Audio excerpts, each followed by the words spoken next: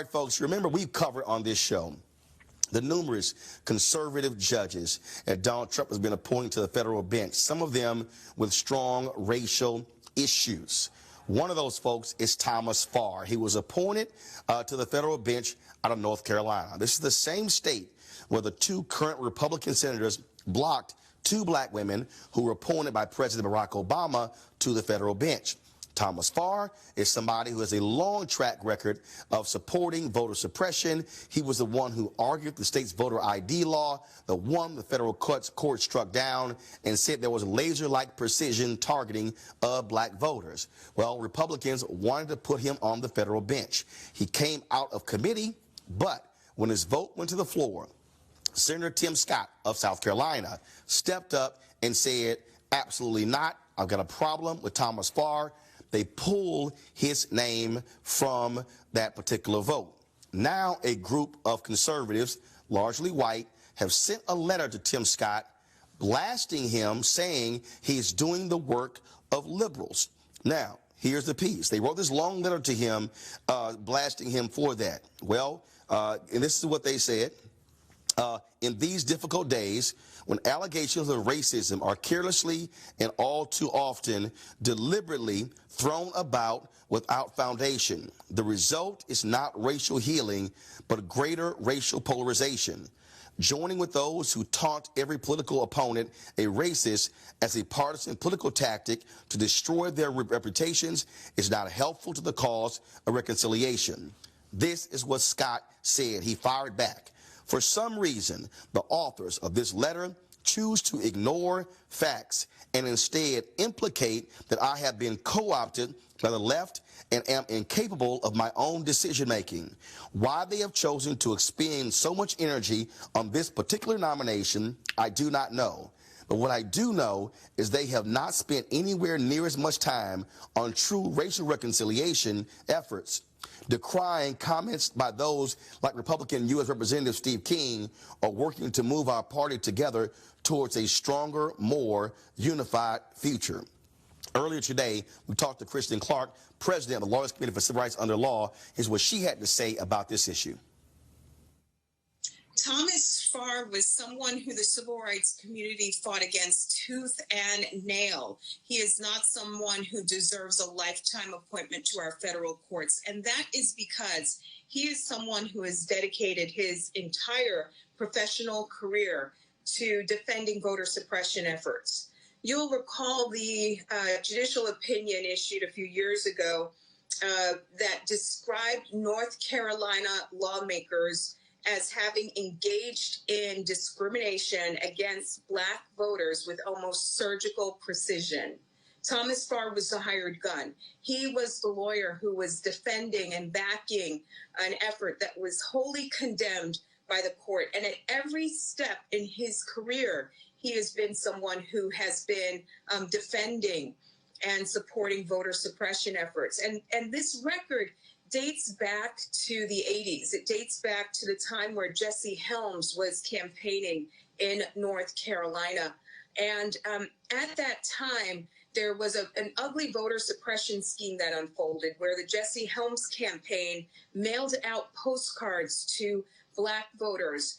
And these postcards were intended to intimidate black voters and threaten them with prosecution if they turned out to vote. The Justice Department investigated, and remarkably, at the 11th hour, a memo was released on the heels of a Senate vote, a critical Senate vote on Thomas Farr. And that Justice Department memo that was developed during the Bush administration described Thomas Farr as the architect and the executioner of this ugly voter suppression postcard mailing scheme. He is completely unworthy of a lifetime seat on our federal court. He was defeated in large part because Senator Tim Scott courageously stood up and said, I'm not going to throw my support behind him, and they didn't have the votes, and he shouldn't be resurrected now. All right, folks, we're going to go to my panel there. Dr. Greg Carr, of course, the chair of the Afro-American Studies Department, Howard University, and, of course, Joseph Williams, senior editor, U.S. News and World Reports. Greg, here's what's interesting. Here you have Senator Tim Scott, okay, who, look, I said then and I said now, was right when it came to Thomas Farr. And you know what? He's right to fire back at these conservatives who have the audacity to castigate him for this decision. They want to put a man with a racial history on the federal bench, and they are mad that a black man stood up to them. Absolutely. One who they have supported, that they've backed. And Roland, you've been making this point now for the last couple of years. They really don't care what Donald Trump does in the White House as long as he is the auto pen signing off on these federal judiciary appointments. This is their gold cup. This is what they're going for. And the irony is, and you remember we talked about this on your show when he was defeated the first time. We knew they were going to bring him back in 2019. And Tim Scott does deserve credit. I mean, the question I have is less what he's doing and more what are these people who signed on to this business doing, including Clarence Thomas's wife, who's always in the mix somewhere trying to lead some kind of rah-rah campaign on something as indefensible as this nomination. Joseph, I've said that on many other issues, Senator Tim Scott could absolutely be a strong force when it comes to challenging his party on the issues of race. There are some issues where he has not stepped up.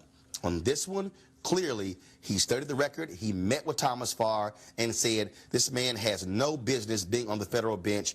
And to have these conservatives attack Senator Tim Scott, and so they love touting a black Republican. Now they're mad because a black Republican has rejected their bigotry. Well, see, this is Exhibit A of why the Republican Party is not really a great home for African Americans. Now, you got to give Tim Scott some credit, as you have, that he is trying to step up when he feels the issue is important. And this is a very important issue for two reasons. You've got a judicial nominee that's going to North Carolina, which is a swing state, very important Republican, very important presidential elections, but also it's a feeder system, and he's getting payback for all the work that he's done on voter suppression. That is the reason why they're pushing him so hard. But this is also an object lesson of why it's so difficult to be a black Republican and why black Republicans are trying to make a move and they keep getting squashed. This is exactly it right here. Tim Scott is fighting the good fight. They don't want to give it up. They're trying to bully him with another intimidation tactic, which it almost makes my head explode when white people try to define what's racist and what isn't. It's really not up to them to decide, especially not up to this group. So you've got an object lesson in how difficult it's going to be. We'll see if he prevails going forward or whether or not they'll be able to force him. Right now, it doesn't look like they'll be able to. And let me say my final words here to the black folks who are watching. Look, when Tim Scott stands up and does the right thing, I'm going to give him credit for it.